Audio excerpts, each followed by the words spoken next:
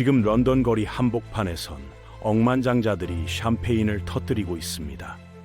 그런데 그 바로 옆 도시에서는 난방비를 감당하지 못한 사람들이 겨울을 나지 못하고 있죠. 세상에서 가장 강력했던 나라, 한때 지구를 지배했던 대영 제국의 후예, 그 영국이 서서히 무너져가고 있습니다. 산업혁명을 이끌며 현대 문명의 토대를 만든 나라가 지금은 빈집과 실업으로 신음하고 있어요. 도대체 무슨 일이 있었던 걸까요?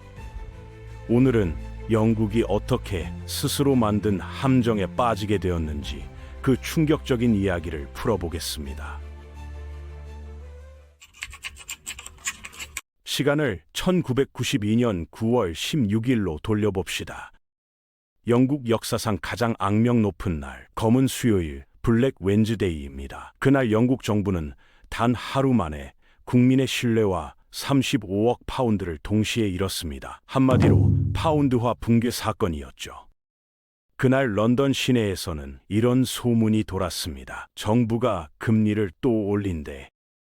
은행 앞에는 대출 상환을 못한 사람들이 줄을 섰고 신문 한 면에는 영국 금융시장에 무릎 꿇다라는 제목이 실렸습니다. 시민들은 분노했고 영국의 자존심이 하루아침에 무너져 내렸죠.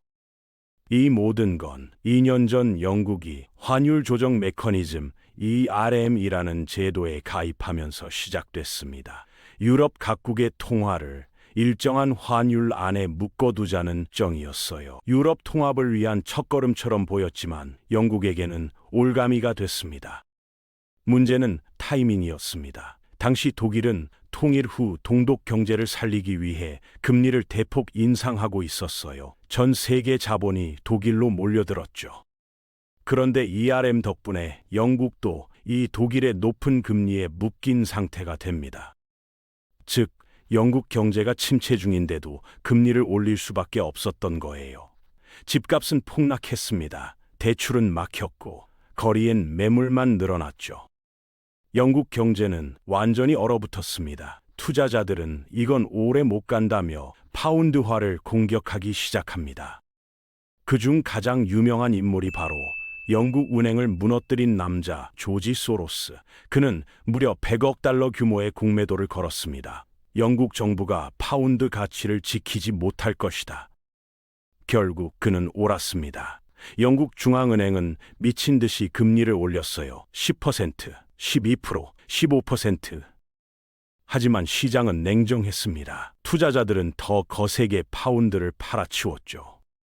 결국 영국은 ERM에서 탈퇴를 선언합니다. 파운드는 하루 만에 15% 폭락. 영국 정부는 무너졌고 조지 소로스는 단숨에 10억 달러를 벌었습니다. 그날 이후 영국 사람들은 자신들의 통화가 건전하다는 믿음을 잃었습니다. 파운드처럼 안정적이다라는 말이 사라졌죠. 이후 영국은 새로운 전략을 택합니다. 제조업은 버리고 금융으로 먹고 살자. 처음엔 모두가 환호했습니다. 런던은 세계 금융의 심장이 되었고 전 세계 자본이 런던으로 몰려들었죠. 빌딩 숲은 하루가 다르게 높아졌고 새로운 투자 은행들이 생겨났습니다. 하지만 그 화려한 성공 뒤에는 경고음도 들렸습니다. 제조업 일자리가 사라지자 중산층이 무너졌고 지방 도시들은 점점 활기를 잃기 시작했어요. 우린 돈이 아니라 일할 기회를 잃었다는 목소리가 커져갔습니다. 그 선택은 처음엔 성공처럼 보였습니다. 런던은 세계 2위의 금융 중심지가 되었고 전 세계의 돈이 런던으로 몰려들었어요. 주식, 부동산, 채권, 파생 상품, 모든 게 런던 금융가에서 거래됐죠. 하지만 문제는 그 부가 런던 안에만 머물렀다는 겁니다. 리버풀, 맨체스터, 웨일스, 스코틀랜드는 점점 가난해졌습니다. 폐허가 된 공장, 버려진 창고들만 남았어요. 사람들은 런던은 우리를 버렸다고 말했습니다. 런던의 부동산 가격은 폭등하고 서민들은 내 집 마련의 꿈을 잃었어요. 한 나라 안에 두 개의 세상이 생겨난 겁니다. 누군가는 와인잔을 들고 거래를 마감하지만 다른 누군가는 난방비를 걱정하며 겨울을 보냅니다. 결국 영국은 부자 도시 하나, 가난한 나라 전체라는 이상한 구조가 되어버린 겁니다. 런던은 여전히 반짝이지만 북부 도시들은 잿빛입니다. 옛 탄광마을은 폐허가 되었고 공장이 있던 자리는 쇼핑몰로 바뀌었죠. 젊은이들은 살 수 없는 도시를 떠났고 남은 사람들은 복지에 의존하며 하루하루를 버팁니다. 한쪽에서는 샴페인이 터지고 다른 쪽에서는 난방비를 아끼려 담요를 덮죠. 이건 단순한 빈부격차가 아니라 한 나라가 두 개의 현실로 갈라진 모습이었습니다. 영국의 문제는 단순히 불황이 아닙니다. 더 근본적인 문제예요. 성공하던 방식이 이제 시대에 맞지 않게 된 거죠. 다른 나라들이 기술, 제조, 혁신 같은 분야로 새 길을 열 때 영국은 여전히 옛날 방식, 금융과 부동산에만 의존했습니다. 처음엔 괜찮았어요. 런던 금융가에는 여전히 돈이 넘쳤죠. 하지만 그 돈이 정작 영국 사람들의 삶으로는 흘러가지 않았습니다.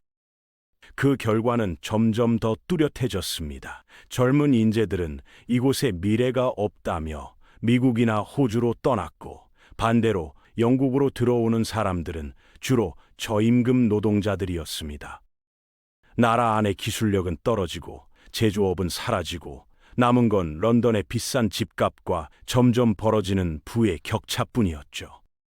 이제 영국은 이상한 아이러니에 빠졌습니다. 돈은 돌고 있는데 정작 나라 경제는 멈춰 있다. 이게 바로 오늘의 영국이 겪고 있는 딜레마입니다. 돈은 돌고 있지만 정작 사람들의 삶은 멈춰 있습니다.